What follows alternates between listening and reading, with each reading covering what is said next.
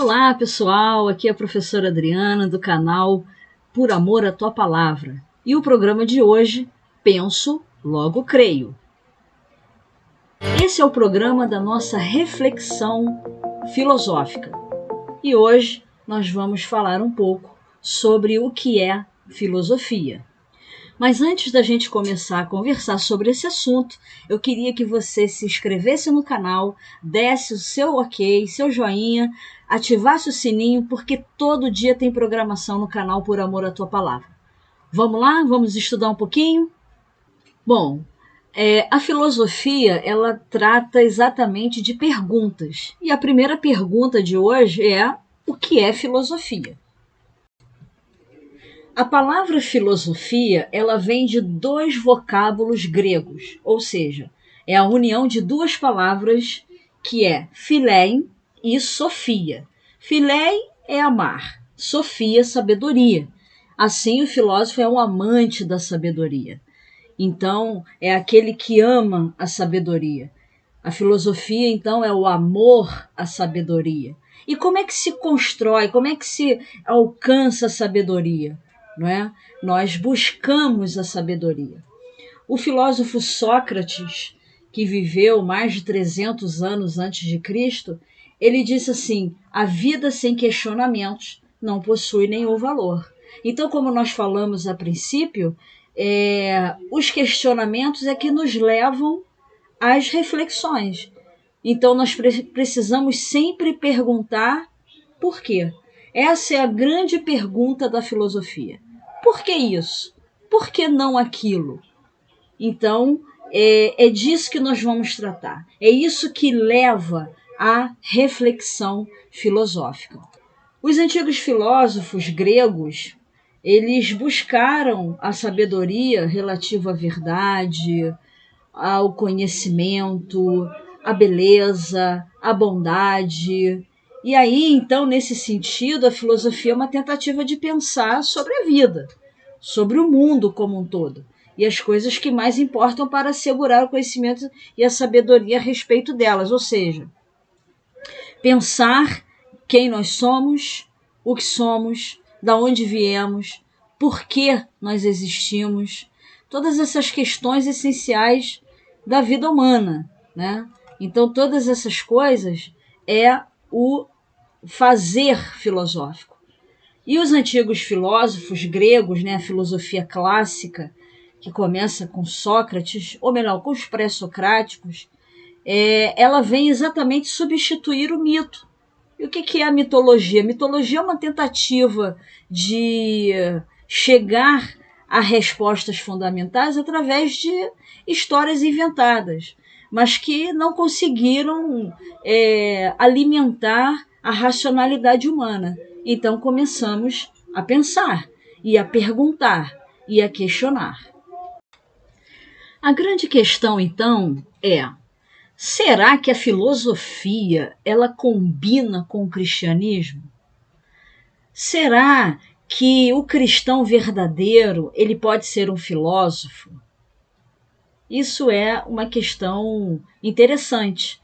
Eu dou aula em seminário teológico há alguns anos e durante a minha caminhada como professora, eu me deparei muitas vezes com alunos que tinham aversão à filosofia, como se a filosofia fosse tipo uma inimiga da fé cristã.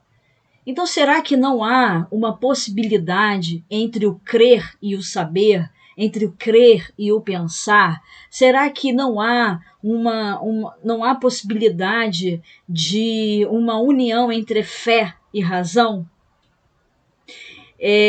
O nome do nosso programa é Penso, Logo Creio. E esse título foi inspirado no filósofo René Descartes, porque é dele a frase famosa: penso, logo existo. Na verdade, a frase toda ele diz: a única certeza é que duvido. E se duvido, eu penso. E se penso, logo existo. Então eu peguei essa frase de René Descartes, que é um filósofo francês, e brinquei com a proposta do nosso programa. Penso, logo creio. Então, no próprio título do nosso programa, já responde a pergunta que nós acabamos de fazer. Então, sim, há possibilidade de andar juntos fé e razão, ou seja, filosofia combina com cristianismo. Bom, e se combina, tá aqui uma das questões, né? A própria história da igreja vai revelar que a filosofia sempre exerceu um papel crucial na educação dos crentes e na proclamação de uma cosmovisão cristã em geral e do evangelho em particular, né? Inclusive, as primeiras universidades da Europa foram para estudar a Bíblia, inclusive. E é de suma importância, a gente vai ver mais tarde, que foi o pensamento, foi a razão que fortaleceu a fé cristã através da construção dos dogmas cristãos, né? Então, isso é um bom motivo para nós dizermos que sim, a filosofia combina com o cristianismo. E para fortalecer esse pensamento, eu trouxe para você 7 razões para o cristão estudar filosofia, ou para o cristão ser um amante da sabedoria. Vamos lá. Bom, a primeira razão é a tarefa apologética. As escrituras ordenam que nos ocupemos da apologética. E aí diz lá em 1 Pedro, capítulo 3, verso 15, em vez disso, consagrem a Cristo como o Senhor da sua vida, e se alguém lhes perguntar a respeito da sua esperança, estejam sempre preparados para explicá-la. Então veja, o que é apologética? Apologética é a defesa da fé. É a defesa racional da fé cristã. É dizer que nós cremos e o motivo pelo qual nós cremos. Nós não cremos porque sim. Nós não cremos porque alguém disse que sim. Alguém nos apontou alguma coisa. Nós cremos porque há uma coerência, há uma verdade, há uma racionalidade da nossa fé, né? Então, essa tarefa apologética, ela já aparece no Antigo Testamento. A gente vai ver ali em Isaías, capítulo 44 e 45, depois você leia com calma esses capítulos, você vai ver que Isaías, né, como muitos outros profetas do Antigo Testamento, recorreram a argumentos racionais para justificar a própria religião de Israel, né? Então, nesse exemplo do capítulo 44 e 45 de Isaías, eles ridicularizaram os ídolos pagãos por sua fragilidade e insignificância. O mundo é muito grande, eles afirmavam, para haver sido feito por algo tão pequeno, que é no caso dos deuses, né? Então, um argumento como esse é uma posição filosófica, né? É claramente uma posição filosófica sobre a natureza da causalidade. Ou seja, um efeito, que no caso é o mundo, não pode advir de algo menos poderoso do que ele próprio, que seria o ídolo. Como que algo pequeno pode fazer uma coisa maior do que ele mesmo? Então, nós vemos aí a filosofia expressa, o pensamento filosófico, né? Na verdade, a posição filosófica, é a maneira de argumentação. Isso é apologética. E no Novo Testamento, os apóstolos usaram de argumento e raciocínio filosófico para proclamar Cristo aos incrédulos. E tem aí as referências, depois você dá uma lidinha, você anota aí e dá uma lida e você vai ver como que a apologética, que é uma ferramenta filosófica, como ela está presente nas escrituras. Então esse é o primeiro motivo da gente estudar filosofia e trazer filosofia para perto de nós. Bom, o segundo motivo seria a tarefa polemista ou de contestação. Seria a mesma coisa, polemista e contestação. A contestação tem por tarefa criticar e refutar as visões alternativas do mundo, tudo aquilo que se manifesta como verdade e que está em desacordo com as escrituras, ou seja, com a verdade de Deus. Então, essa tarefa crítica não é uma tarefa de brigar, né? Nós estamos vivendo momentos que se chamam de polarização, chamam de momento de ódio, E não é só na área política, não, em várias áreas. Acho que as pessoas pegaram esse costume de brigar pelas suas ideias, né? Então, a filosofia ela nos leva a fazer uma crítica racional. Vamos analisar os dois lados, ou os três, ou os quatro lados, né? E vamos refutar com um argumento racional e lógico aquilo que o mundo diz como verdade e a Bíblia diz que não, né? E quem é a verdade afinal? Nós vamos ter um vídeo falando sobre o que é a verdade, né? Mas nós sabemos como cristãos que a revelação de Deus é a verdade, né? O que Deus traz é a verdade. Ele é o parâmetro, ele é a própria verdade, né? Então, como que a gente vai contestar? Não é brigar, é ter uma visão crítica, é refutar de acordo com o que diz a palavra. Então, isso é uma tarefa que a filosofia nos ajuda. Então, passamos para a terceira razão, né, da filosofia, é que ela é uma manifestação central da imagem de Deus em nós. Né? O próprio Deus é um ser racional. Deus não é um ser emocional. Um ser emocional que age pelas emoções, ele não entregaria o seu filho para morrer na cruz. Isso foi um ato de racionalidade de Deus. Ele projetou um plano de salvação e foi até o fim, ainda que foi algo extremamente difícil e doloroso, né? Então, Deus como um ser racional, e os homens, os seres humanos, são como ele nesse sentido. Então, a nossa imagem, a imago Dei que está em nós, ela é a razão, né? E essa é uma das razões pela qual os homens são ordenados, como está em Mateus 22:37, a amar a Deus de todo o seu entendimento, né? Todo o seu coração, de todo o seu entendimento. Então, nós amamos a Deus porque entendemos quem Ele é. Uma vez que a filosofia, assim como a religião, é uma disciplina que enfoca principalmente as questões fundamentais acerca do âmago, né? A centralidade da existência de Deus, né? De quem é Deus, então cada vez mais nós vamos amá-lo e amamos com todo entendimento. Porque quando nós vemos alguém dizer na Bíblia, eu sei em quem eu tenho crido, eu sei exatamente porque a minha razão me leva a crer nesse Deus, porque ele é verdadeiro, né? E não há variação dessa verdade, né?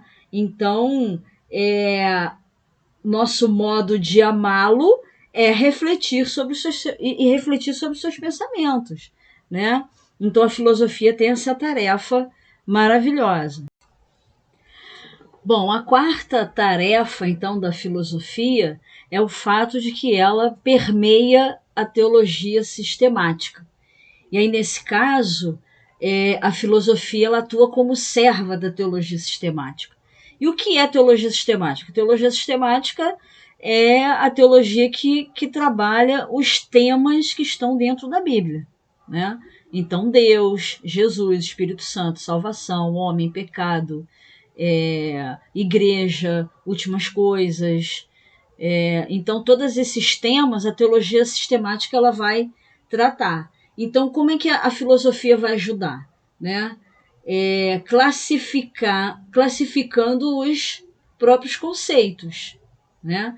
Então, os filósofos, por exemplo, né, que está aqui, eles cooperaram, né, ou cooperam na explicação dos diferentes atributos de Deus, ao demonstrar que as doutrinas da Trindade e da encarnação não são contraditórias, né? Esclarecer também a natureza da liberdade humana e assim por diante. Então, quando se fala dos atributos de Deus, a filosofia ela vem como um instrumento da teologia sistemática para dar luz a essa ideia, né, de quais são os atributos de Deus, quais são as três pessoas da Trindade, e que não há contradição de uma dessas pessoas encarnar, se tornar homem.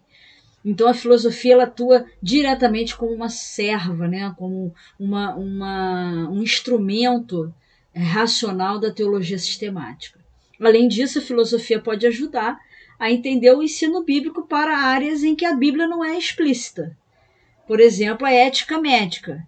Então, existem assuntos contemporâneos que alguém vai dizer, mas isso não está na Bíblia. Bom, isso especificamente não está na Bíblia, né? Mas a filosofia ela vai ajudar a entender a Bíblia como um todo. E aí o filósofo pode adequadamente, né, não torcendo o texto, respeitando a hermenêutica, a exegese do texto, e converter a linguagem das doutrinas para a questão em discussão que está em voga, né? Então, é muito importante a filosofia nesse sentido, ok? Bom, a quinta razão seria que a filosofia pode facilitar a disciplina espiritual do estudo, né? O estudo em si mesmo é uma disciplina espiritual e o simples estudar pode mudar o eu. Aquele que experimenta a disciplina do estudo vive experiências que desenvolvem algumas habilidades decorrentes desse hábito. Enquadrar um tema, resolver problemas, aprender a pesar as evidências, etc. Então, quando se fala da alma, né, se fala da psique, se fala, ou a palavra espírito, né? Os filósofos antigos usavam muito a palavra espírito para falar da razão, né? Então, a filosofia ela tem essa questão espiritual do estudo, dessa disciplina espiritual do estudo. E como nós estamos falando de trazer a filosofia para o universo teológico, aí que faz todo sentido, à medida em que o estudo que está sendo dirigido é o estudo da palavra de Deus. Então, a nossa capacidade de entender os problemas, de problematizar ali o texto, né? De aprender a criticar, a pesar, ponderar evidências e tal, isso tudo vai nos ajudar nessa tarefa maravilhosa do estudo bíblico, onde a filosofia tem um papel muito importante. A sexta razão seria que a filosofia eleva a autoimagem da comunidade cristã, né? Não somente a autoimagem, mas também a ousadia. Num estudo fascinante, John D. Geiger afirma que a igreja primitiva se defrontou com o desdém intelectual e cultural dos romanos e dos gregos, e o desdém ameaçou a coesão interna da igreja e a coragem de evangelizar os incrédulos. Mas aí o Geiger afirma que foi principalmente a presença de filósofos e apologistas dentro da igreja que elevou a autoconfiança da comunidade cristã. Então, olha, vivemos uma cultura, né? A cultura, porque a igreja ela nasceu dentro de uma cultura romana, né? Mundial, e passou de alguma forma passou pelos gregos, né? Porque embora o Império Romano tenha sido após o fim do Império Grego, a helenização estava muito forte dentro do Império Romano. Então, essas duas culturas, tanto a romana quanto a grega, né, que as pessoas chamam de greco-romana muitas vezes, ela era uma cultura que desdenhava a religião e a fé, né? E isso, você fazer parte de um grupo, né, que é a comunidade cristã, em que a sociedade despreza porque você não tem conhecimento de nada, isso acaba ameaçando essa coesão da igreja. Mas dentro da igreja haviam homens que estudavam, haviam homens que defendiam a fé, né? E esses homens é que fortaleceram essa autoconfiança da igreja. Não é? Então, não precisamos ir para século I, II e III, mas dentro da nossa própria geração, nós estamos no século XXI, mas nascemos no século XX, nós vimos no século XX, meados do século XX, ainda a questão dos pastores não estudarem e tal, e como que isso mudou e como que a igreja ela tem um posicionamento totalmente diferente, né? Então, ela eleva, sim, a autoimagem da comunidade cristã, sem dúvida nenhuma. E, finalmente, a sétima razão é que a filosofia é essencial para a tarefa de integração, né? O que é isso? Integrar significa misturar ou formar um todo, né? A comunidade cristã precisa ir a todas as áreas de conhecimento para formar uma cosmovisão cristã integrada e consistente com as escrituras.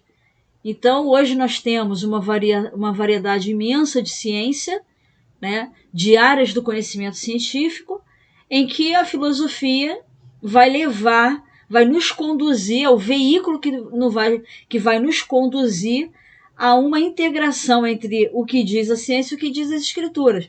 Aqui não é no caso da contestação, aqui é no caso de responder, né, diante de uma cosmovisão cristã, todos os caminhos todos os caminhos do conhecimento sobre os quais nós estamos vivendo. Ok? E assim chegamos ao fim da nossa primeira reflexão filosófica do programa Penso, Logo Creio. Muito obrigado para você que ficou comigo até agora. Não esqueça de, se você ainda não se inscreveu no canal, você se inscreva, dá o like, nós precisamos dos likes, né, para ter um bom feedback e manter o nosso canal.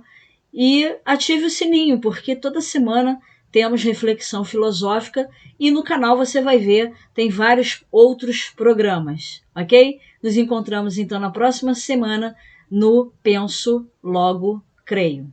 Deus abençoe vocês e até a próxima.